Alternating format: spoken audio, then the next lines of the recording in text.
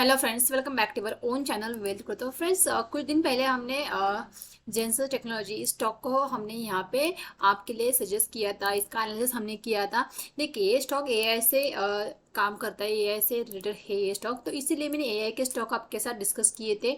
इसके मैंने 2 वीडियो किए थे जिसमें हमने इस स्टॉक को भी कंसिडर किया था। तो देखिए, इस स्टॉक के लेवल हमने किस तरह से निकाले थे और स्टॉक ने मोमेंटम किस तरह से किया है। देखिए, लेना स्टॉक को लेना न लेना वो एक अलग बात होती है, लेकिन स्टॉक को एनालाइज करना या स्टॉक को देखना कि हाँ भाई, अगर हमने इस तरह से प्रेडिक्ट किया है तो स्टॉक क्या उस हिसाब से चल रहा है, क्या क्या मोमेंटम दे रहा है, क्या क्या सच में प्राइस एक्शन काम करते ही नहीं, इन सारी चीज़ों को आपको यहाँ पे जानना बहुत ज़रूरी है। देखिए, मार्केट के अंदर अगर पैसे को कमाना है ना, तो छोटी छोटी बातों को आपको मार्केट के अंदर सीखना बहुत ज़्यादा ज़रूरी है। आप तो सीख लेते हैं, इंडिकेटर सीख लेते हैं, प्राइस एक्शन सीख लेते हैं, लेकिन बहुत सारी छोटी छोटी प्राइस एक्शन की भी बातें होती है कि कहाँ पे स्टॉक को रोकना चाहिए, कहाँ पे स्टॉक में मोमेंटम हो सकता है। इन सारी चीज़ों को आपको एक्सपीरियंस के हिसाब से ही आपको इन सारी चीज़ों को देखना पड़ेगा। एक दिन के अंदर कोई भी यहाँ पे करोड़पति नहीं बनता है। यहाँ पे बहुत स्लो प्रोसेस रहती है। आपको अपने यहाँ पे इन्वेस्टमेंट को ग्रो करना हो या आपको ट्रेडिंग को ग्रो करना हो, तो इसीलिए चीज़ों को सीखना बहुत ज़्यादा ज़रूरी है। अगर आपको मार्केट के अंदर अगर आपको सर्वाइव करना है तो चीज़ों को सीखना बहुत ज़्यादा ज़रूरी है। तो जैसे कि अगर हम यहाँ पे देते, तो स्टॉक ने 1 मंथ की अगर बात करते तो 1 मंथ के अंदर स्टॉक ने यहाँ पे 260 के यहाँ पे रिटर्न्स दिखाए, मतलब बहुत ही अच्छे रिटर्न्स दिखाए 1 मंथ के अंदर। हमने स्टॉक को 380 के आसपास ही हमने इसका एनालिसिस किया था, मतलब हमने जब एनालिसिस किया था वहाँ से 26% के रिटर्न्स दिए। हम स्विंग ट्रेडिंग के अंदर हम एटलीस्ट 20% या 10% के, कम से कम 10% के रिटर्न एक्सपेक्ट कर लेते। हाँ, अगर कोई स्टॉक ब्रेकआउट के ऊपर होता है तो हम वहाँ पे 20% की रिटर्न एक्सपेक्ट कर सकते हैं, लेकिन अगर स्टॉक में बीच में अगर कोई मोमेंटम आ रहा है तो हम 10% से यहाँ पे अच्छा खासा 10% का मोमेंटम हम एक्सपेक्ट कर सकते हैं। यहाँ पे 26% का मोमेंटम दिया है, हमारा एक्सपेक्टेशन था 10% का, यहाँ पे 26% स्विंग ट्रेड के अंदर हमें यहाँ पे एक मोमेंटम मिला है। तो आइए स्टॉक को देख लेते हैं। स्टॉक देखिए प्रेजेंटली 485 के आसपास प्रेजेंटली ट्रेड कर रहा है। तो जैसे कि एआई के सारे स्टॉक के अंदर हमें अच्छी खासी बाइंग देखने को मिल रही है। जैसे कि मैंने कहा, एआई से related IT service consultancy company है, एक स्मॉल कैप स्टॉक है। तो अगर हम इस स्टॉक के और फाइनेंशियल की बात कर ले, अगर फाइनेंशियल की बात करें तो रेवेन्यू के अंदर हमें देख सकते हैं हर एक साल में यहाँ पे बढ़ता हुआ दिख रहा है। इसके अलावा ईबीटा की बात करें तो यहाँ पे भी हमें प्रेजेंटली यहाँ पे बढ़ता हुआ दिख रहा है। अगर नेट इनकम की बात करें, नेट इनकम भी अच्छा खासा यहाँ पे चल रहा है। तो देखिए, स्टॉक के अंदर धीरे धीरे मोमेंटम यहाँ पे हमें आता हुआ दिख रहा है। स्टॉक कंपनी अच्छा खासा ग्रो करे, जैसे कि एआई ग्रो होगा, डेफिनेटली इन कंपनियों के अंदर भी आपको ग्रोथ देखने को मिल सकती है। तो इसलिए हमने लास्ट टाइम ये कहा कि जहाँ पे ग्रोथ दिख रही है उन स्टॉक पे इन्वेस्ट करो, ना कि बस ये गिरा है तो इसको लो, वो गिरा है तो देखिए किस स्टॉक को कब लेना चाहिए, इस सारी चीज़ों को आपको जानना चाहिए। नहीं तो बहुत गिरा है, अब यहाँ से उठेगा चलो इसलिए बाय करते, वो फिर से गिर जाता है।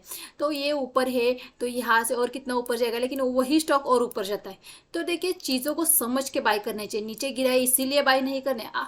आपको क्या लगता है, इस चीज़ को हम साइड में रख के मार्केट क्या कह रहा है इसके ऊपर आपको ज़्यादा ध्यान देना है, उसके अकॉर्डिंग आपको कामकाज करना है।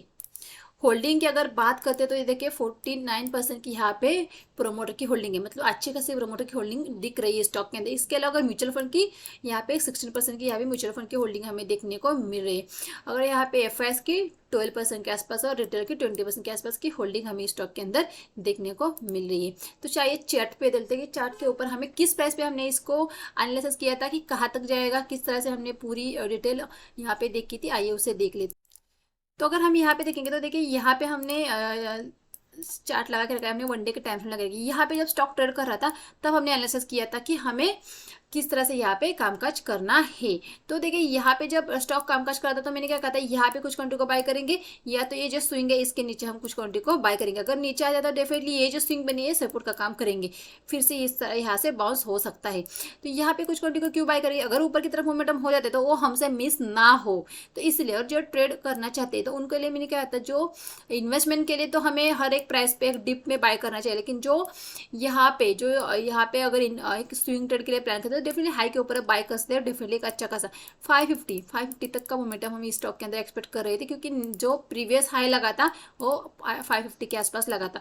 तो अगर हम देखेंगे तो 485 के आसपास चल रहा है, मतलब और भी टारगेट पेंडिंग है इसके, लेकिन ये कंटिन्यू ऊपर गया है और यहाँ पे पॉज लिया है। तो ये बहुत अच्छी बात है स्टॉक ने। अगर यहाँ पे देखिए लो यहाँ पे ऊपर की तरफ शिफ्ट हो रहे हैं लेकिन हाई शिफ्ट नहीं हो रहे, तो यहाँ पे एक ट्रायंगल का पैटर्न हो रहा है। मतलब अगर यहाँ पे एक पोलर फ्लैग होता हुआ दिख रहा है, इसके ऊपर फिर से निकलता है हाई के ऊपर, डेफिनेटली इतना ही मोमेंटम ऊपर की तरफ देखने को मिल सकता है जितना नीचे से आए। 380 से 480 मतलब ऊपर की तरफ भी 550 तक के हाँ टारगेट एक्सपेक्ट कर सकते हैं। लेकिन देखिए अभी जिसने नीचे से बाय किया है, मानो आपने यहाँ पे बाय किया है, आपने यहाँ पे बाय किया इस रेंज के ब्रेकआउट के ऊपर, तो आपने इस रेड कैंडल के लो के एसएल के साथ आपको बने रहने, क्योंकि सेलर ने एक बार अटेम्प्ट किया लेकिन यहाँ से बायर फिर से ऊपर लेके गए, तो ये एक ऐसा पॉइंट रहेगा कि इसके नीचे सेलर के हाथ में मार्केट आ जाएगा।